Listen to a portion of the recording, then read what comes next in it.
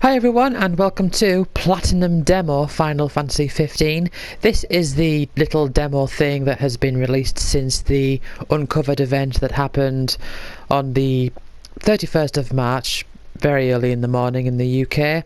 And so yeah, I actually have played this through to completion. As you can see there, total play time, it says 30 minutes, which is about the length of Platinum Demo.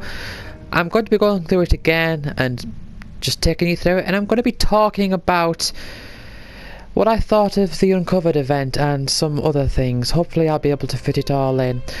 The thing is, however, that the PS4 only innately records, if I get the words right, only innately records 15 minutes at a time, so I'm going to have to take breaks and then have separate episodes. So yeah, there's that. That was unless you're streaming, but I'm not streaming. But anyway, let's just continue on. Anyway, let's just start by looking at these things here. See, you've got the option to order FF15 straight from the menu here, which basically means the digital copy, which I do not want the digital copy. I shall get possibly the deluxe edition if I can. No way am I getting the collector's edition. I don't care about the statue and all that. Look at the options. Right, I've already set some of these, as you can see. Audio language English, text language English. I'm actually just going to reduce these just so that I can, you know, when I talk, I can be sure it's not going to be overpowered by the sound of the game. For keeping them all even. Subtitles, yeah, may as well. Names, yeah. Brightness, whatever. Camera, inverted, absolutely. I hate normal camera. I need them inverted. Yeah, just keep those the same. Yeah, Platinum Demo, that's what it is. And if you look at the license, you get all this bunch of text, which is really small. I can't read any of that. Anyway, let's just get on with it. So, basically, in this Platinum Demo, you play as young Noctis, and your aim is just to get through this little bit of story. And that thing you saw on the title screen there was Carbuncle, and basically you have to follow Carbuncle through a series of, I don't know, series of levels, I guess. But we'll get to that in a moment. We have a little bit of story here. I don't have a clue what's going on over here. But basically you are playing as young Noctis.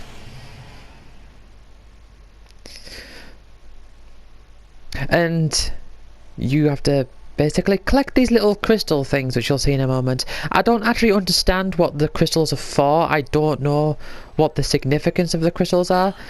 Like, why they exist in this game. Because you collect them and then they don't do anything. You just collect them and a number goes up. I don't understand.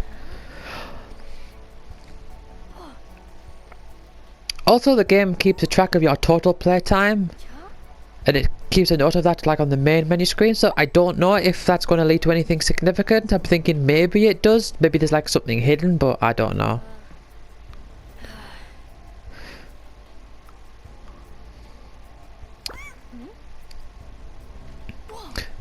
But the Carbuncle can connect to us via text messages. That's what Ruby Light does nowadays. Text messages. Hey, wait. So yeah, basically we're dreaming here. You can run, jump, all your standard stuff, I suppose. That big crystal gives you 10 crystals, and you can step on these platforms and they do things. And it doesn't actually do anything, it just shows you that, for some reason. Just, I think that's meant to be Titan. It's just for the sake of showing you the graphics, I guess.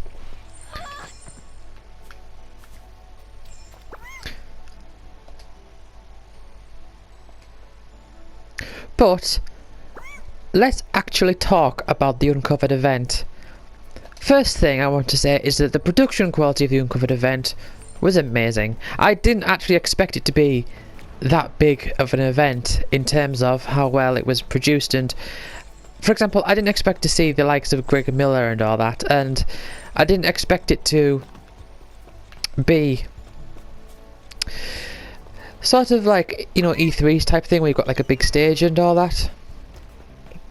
Of course, the big thing that they were trying to announce was the release date, which GameSpot previously leaked is being released on September 30th of 2016, which is also my birthday, so I shall be getting Final Fantasy 15 for my birthday. But we could press the touchpad here to change our equipment, and this is one thing that they've changed from Episode Disgaea, which I do like. You actually change weapons via using the D-pad. So for example, we've got the toy sword here and the squeaky hammer here, and so you can press up or right, as I've assigned them here, to switch between the different weapons. So if I press up, I can go up to the enemies, and I can press circle to attack or square to defend. And you can just hold the button down to continuously attack, which I like that.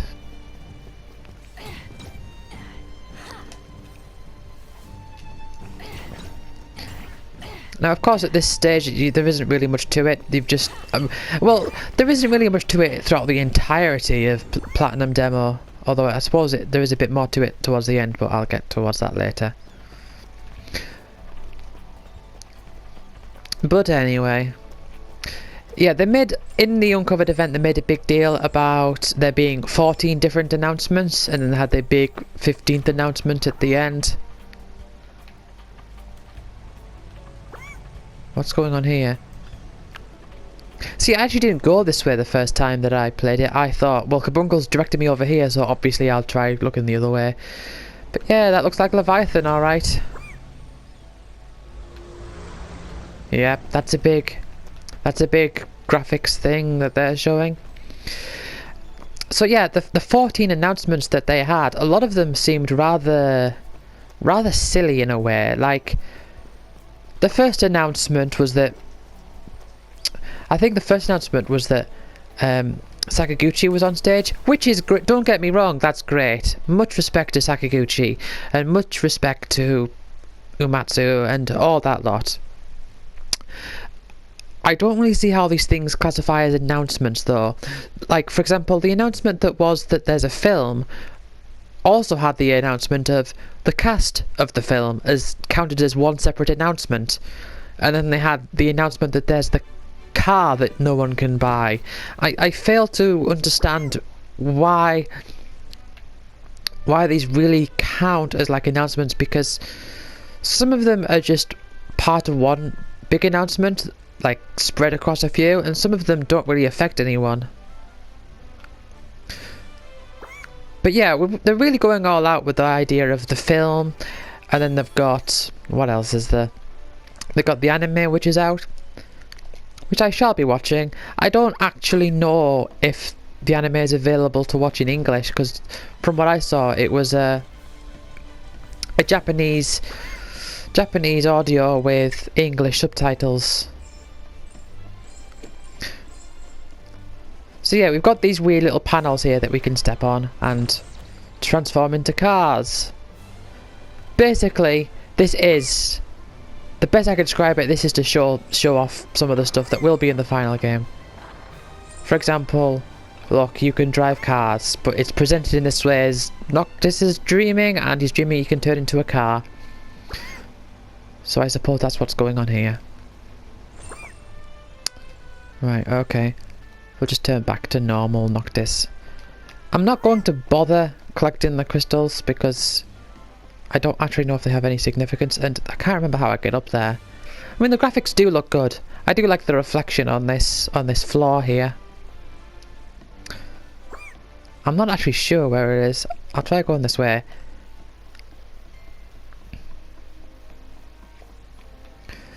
But my reaction, my general thoughts of Episode Disgaea wasn't all that great in general.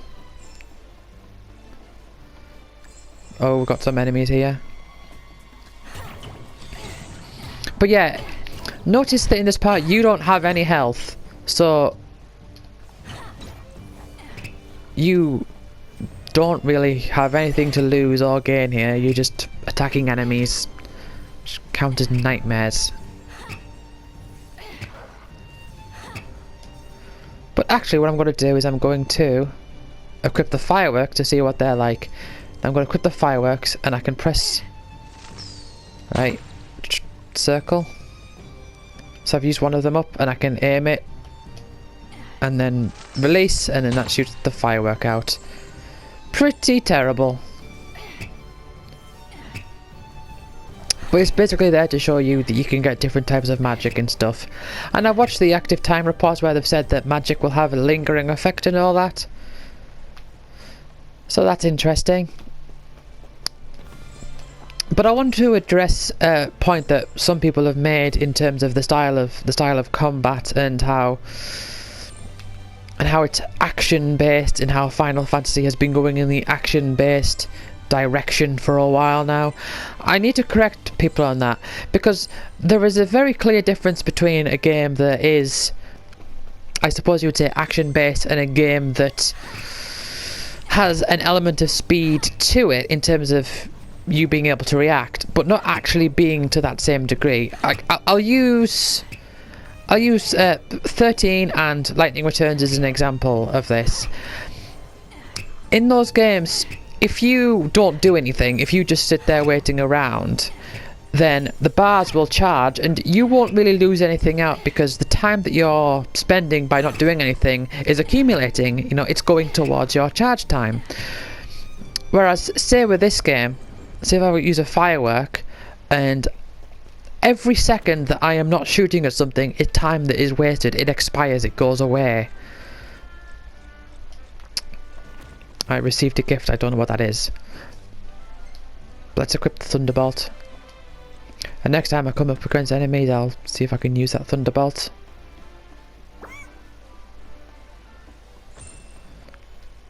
And so we're about the end of this passage. We're here. I'm going to end this part here, so I'll see you next time in the next video, so see you then.